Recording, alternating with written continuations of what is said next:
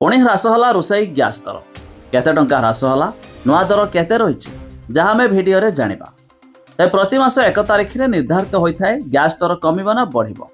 तबे जुलाई मास 1 तारिख रे आज गैस दर पुणी ह्रास देखा मिले।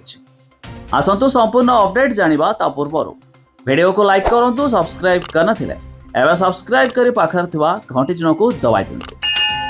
तबे जुलाई मासर प्रथम दिन में एलपीजी सिलिंडर संपर्क में एक बड़ घोषणा कराई। एलपीजी व्यवहारकारी एक खुशी खबर नहीं आसी।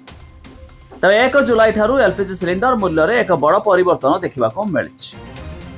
प्रति मासर प्रथम तारिख में तैल कंपनी गुड़िक गैस सिलिंडर मूल्य संशोधन करिथांती। तबे चलित मासरे एलपीजी सिलिंडर मूल्य ह्रास करने को निष्पत्ति नियाଯାଇଛି। कंपनी गुड़िक 19 किलोग्राम वाणिज्यिक एलपीजी सिलिंडर मूल्य 58 टंका 50 पैसा ह्रास कर। तबे 14.2 किलोग्राम अर्थात घरेई एलपीजी सिलिंडर मूल्य में कौन से परिवर्तन होना। तबे तैल कंपनी गुड़िक द्वारा प्रकाशित नूतन दर तालिका 1 जुलाई ठारू लागू होइछि।